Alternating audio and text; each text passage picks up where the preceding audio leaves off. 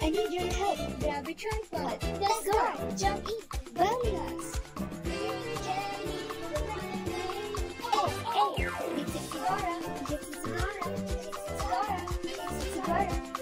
Swiper, no swiping. Swiper, no swiping. Oh, man. Gora the Explorer.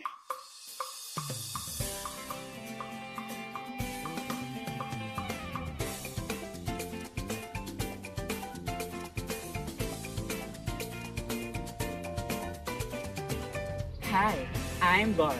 And I'm Woods. So, nandito kami ni Boots para i-explore ang bagong lugar. Saan nga ba tayo, Boots? Tingnan nyo, hulaan nyo, try nyo hulaan. Saan na nga tayo? Nandito kami sa UP Diliman kasi pupunta kami ng School of Stats. Excited ka na ba, Boots? Oo, excited na tayo. ako. Talon tayo. Yan. Yan. Kasi bakit nga ba? Kasi balita ko, Ano? andun daw yung mga taong may face card. Ha?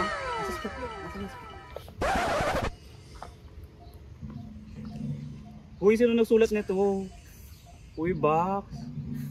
Pero yun, pupunta nga kami ng School of Stat. Yan. Yes. So, guys, pupunta kami ng School of Stat. So, puntahan nyo kami. Samahan nyo kami sa aming journey. So, Boots, ano kung may lalabas ka dyan? Ano yung lalabas mo dyan? Ay, alam ko na. Nasa. Here to guide us yung 2018. Ay, lalat. Diba? Hindi ka lang si Boots, ikaw lang yung si Doraemon. Ito siya ngayon. Buksan natin. Oh, diba?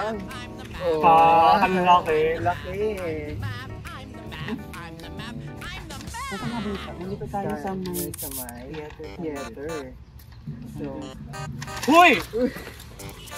no! Oh no! What are we supposed to do? Ay! Si galing yun! Ito! Ano to? Yan na lang, ano yan? Punta kayo doon. Ha? Sino kaya to? Mystery tour guide ang peg? Pero wala na tayong magagawa talaga ng ano na?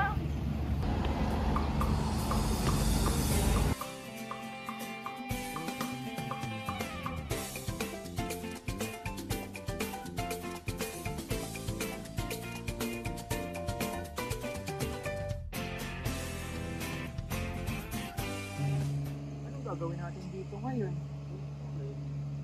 Punta ba natin mga Ay, meron na naman.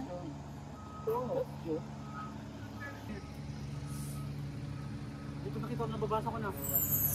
Ang sabi niya, parang makadaan tayo mag-interview.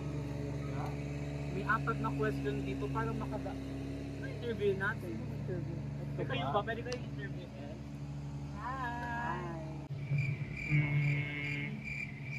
Wala. Te, parang hindi sumasagot. Ay, wait lang. Ay, ayun. May tao May doon. tao doon, pwede siguro.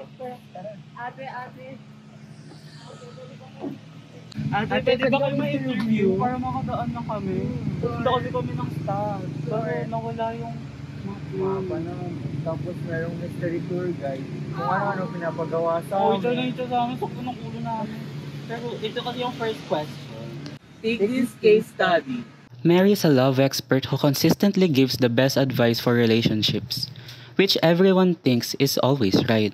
However, she has never been in one. Do you think she knows anything about relationships at all?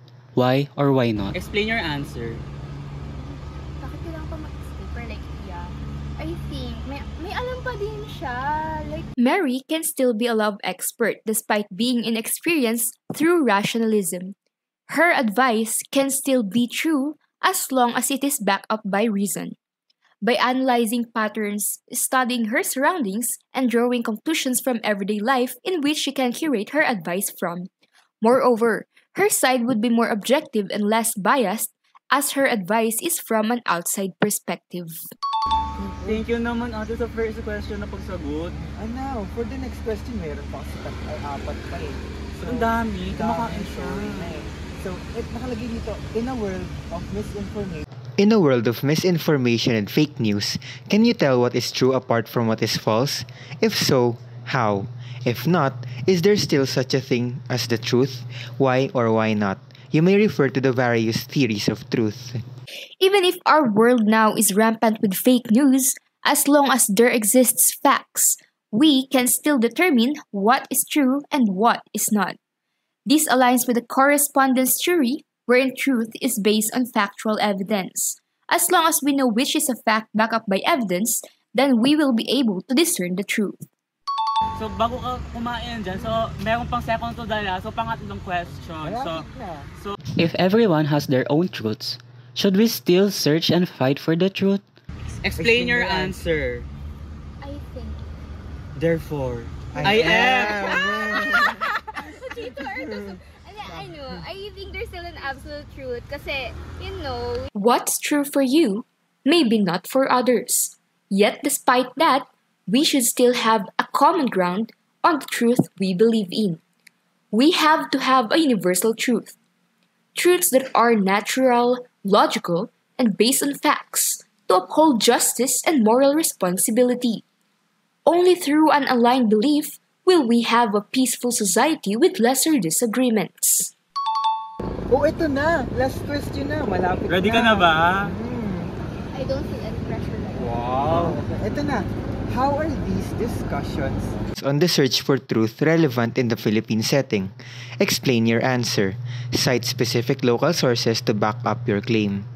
Discussions on the search for truth are particularly relevant in the Philippine setting, as misinformation can deeply impact national interests, including sensitive issues like the West Philippine Sea. A recent article from ABS-CBN entitled Information Warfare, Official Warns Against Filipinos Echoing China's Script on West Philippine Sea highlights how the National Security Council is monitoring groups that echo China's narrative on the territorial dispute, spreading false claims to undermine the country's stance. These actions not only threaten public understanding of the issue, but also compromise national unity and sovereignty. Ensuring access to truthful, factual information is critical in empowering Filipinos to form informed opinions and collectively advocate for the country's interests. This demonstrates the urgency of fostering media literacy and critical thinking in addressing misinformation, especially on matters of national security. Thank you so much po. Oh, ang galing-galing Thank you for those talaga. wonderful questions. So pwede ka nang kumain ng payapa na wala kami kasi pupunta na kami sa stat. Staff? Staff na ba? Actually, piniflex ko. Sana maingit kayo. Oh. Yan ba yung stat? No, that's not your Eh, saan tayo dinala ng mystery tour guide natin? Nililigaw ba tayo? So, Ay, meron na naman. yan, boot. Ano to? Well, I wanna eat in peace. So, good bye! luck. Saan tayo? Ano to? Ano to? Saan naman? Diretso. Diretso daw dito. Ha?